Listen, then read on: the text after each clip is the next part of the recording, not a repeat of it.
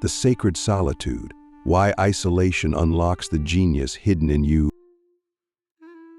They say solitude is dangerous, that silence is empty, that being alone means something's wrong with you. But what if I told you that's only true for those who are still asleep?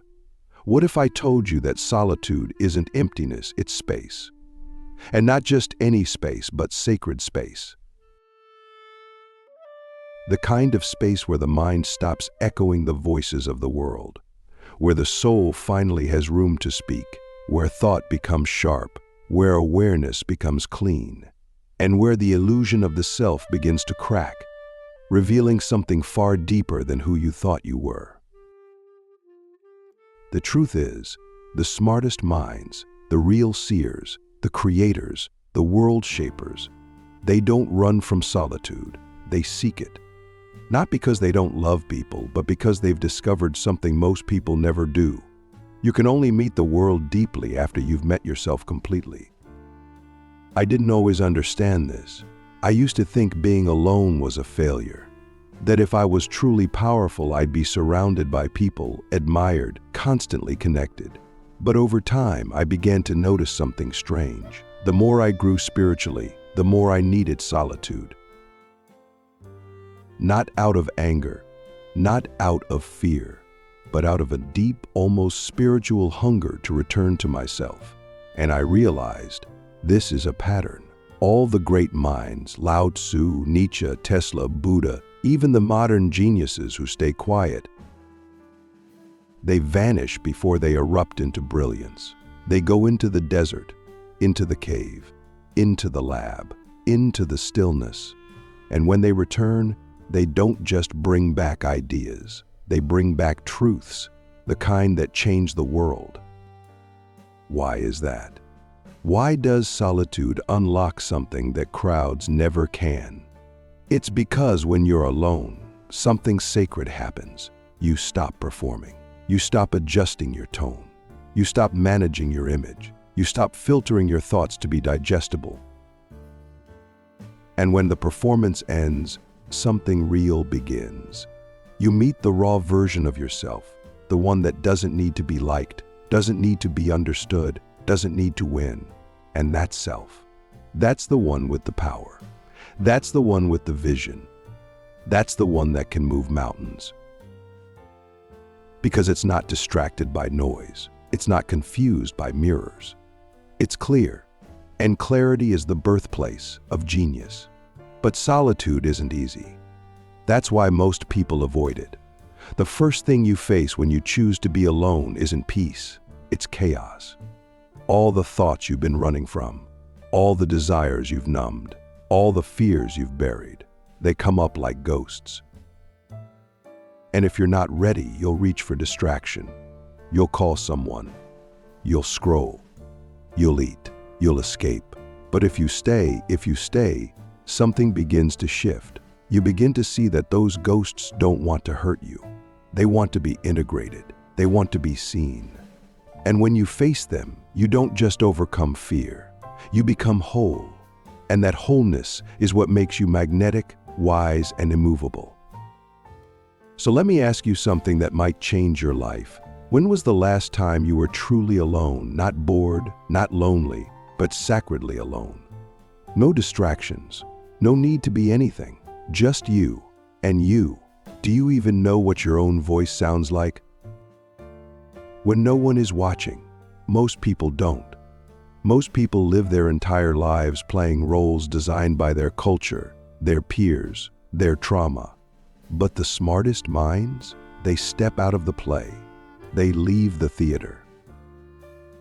They sit in the silence. And in that silence, they rediscover their original script, the one written before fear ever touched them. And once you find that, you'll never be the same. Why loneliness is a lie and how solitude awakens superhuman insight. There's a powerful illusion that haunts the modern world, and it's this: being alone means being lonely. But that's not solitude. That's social withdrawal. That's what happens when we crave connection but don't know how to create it. Real solitude is something entirely different. It's not being disconnected, it's being deeply reconnected to everything that matters. And here's the paradox. The more time I've spent truly alone, not scrolling, not numbing, but sitting with myself, the less lonely I've become. Because the voice that emerges in solitude isn't the voice of isolation. It's the voice of truth, of clarity, of inner intelligence. And when you really listen, you realize you're not alone at all. You're standing in the presence of your own soul, a force most people never meet in their entire lifetime. But to get there, you have to pass through discomfort. That's what keeps most people from ever discovering this hidden chamber. The discomfort of silence, the unease of not being distracted, the awkwardness of facing your mind without filters. And yet, this is the exact process that unlocks insight. This is why the greatest thinkers didn't just tolerate solitude, they sought it. Nietzsche wandered in the Alps to think. Einstein would sit in silence for hours, visualizing equations. Buddha left the palace to meditate under a tree. They weren't running away from the world. They were running towards something deeper. They knew what most people forget, that genius isn't born in noise. It's born in stillness. And the quieter the world gets, the louder your insight becomes. Insight doesn't arrive like a lightning bolt. It builds slowly. It requires space. The mind needs room to unfold, to wander, to connect the dots that busy life won't let you see. When you're constantly stimulated by conversation, by media, by noise, you never give your mind the chance to breathe. But in solitude, the mind begins to weave. Suddenly, memories connect with ideas. Patterns emerge. You begin to see behind the veil. You stop reacting and start observing not just others, but yourself. That's when real wisdom comes. Not the kind you read in books, but the kind that rises from within. And when that happens, your life doesn't just change. Your perception changes. And when perception changes, so does everything. But here's the part no one talks about. Solitude also reveals your blind spots. It shows you where you've been lying to yourself. It reveals the masks you didn't know you were wearing. The smarter you become, the more you realize how much of your life was shaped by unconscious programming, by trauma, by culture, by fear. And when you're alone, there's no one to perform for. The ego begins to collapse. The roles begin to dissolve. And in that space, something terrifying and beautiful happens. You start to see yourself. Not the version you show others, not the version you were taught to be, but the raw, wild, divine version you came here to become. That's what solitude gives you, not isolation, but initiation. So I ask you now, not casually, but with sacred intensity, what would you see if you spent enough time alone to meet yourself without a mask? What truth would rise if you stopped seeking validation? What genius is waiting just beneath the noise of your life? Most people will never know.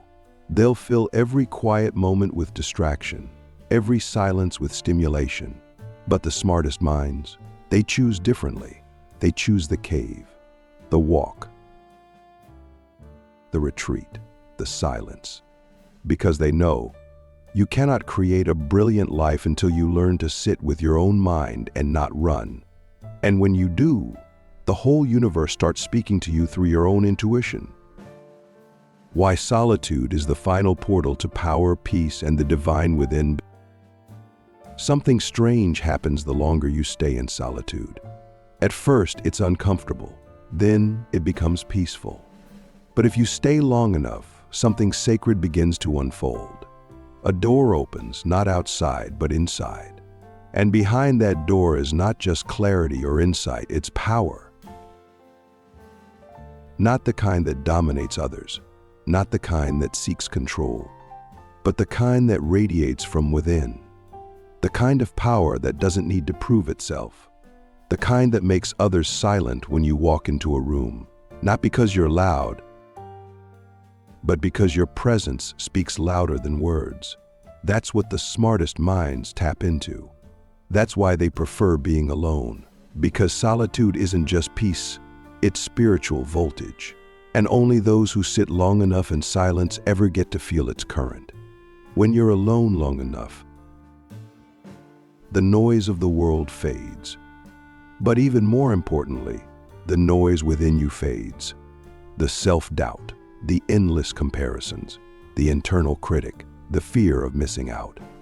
You begin to see those thoughts not as you, but as echoes of a world that trains you to be anxious.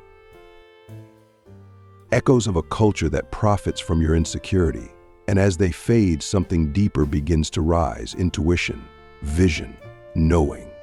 You start to move not from fear or habit, but from alignment. You start to act not from reaction, but from truth. And that truth doesn't shout, it whispers. That's why it takes silence to hear it. That's why the smartest people don't just create from solitude, they live from it. Even in a crowd, they carry that inner stillness with them. That's their secret. The world is full of people chasing power, chasing peace, chasing purpose. But the irony is, what they're chasing is already inside them. They just haven't gone deep enough to find it. And the only way to go deep is by being alone, not temporarily, not as a punishment, but as a sacred practice. Solitude is the portal. It's the gateway to a different kind of life. A life where you don't need to chase people to feel loved, where you don't need to perform to feel worthy, where you don't need chaos to feel alive. In solitude, you meet the divine within. And once you've tasted that, you realize nothing outside of you can ever fully satisfy you again. Because what you were looking for, power, peace, wisdom, love, was never outside. It was always you. But let's be honest, this path isn't for everyone. Most people won't walk it. They'll avoid silence their whole lives. They'll stay busy, stay distracted, stay surrounded. Because facing yourself is the most terrifying thing you can do. But it's also the most liberating. The smartest minds understand this. They know solitude isn't an escape. It's a confrontation. A deep, raw, honest meeting with the parts of you nobody sees. And once you've been through that fire, you emerge different, not broken. No superior, just real. And in a world drowning in fake, being real is a spiritual revolution. So now I ask you, with no hype, no pressure, no noise, just truth, are you willing to meet yourself in the silence? Are you brave enough to sit still long enough to hear your soul speak? Are you ready to stop running and start remembering who you were before the world told you who to be? Because that's what solitude offers. Not comfort, not escape, but revelation. And once you've seen what's inside you, really seen it, you'll understand why the smartest minds don't fear being alone. They choose it. Because in the silence, they found everything the world was too loud to give them. And now it's your turn.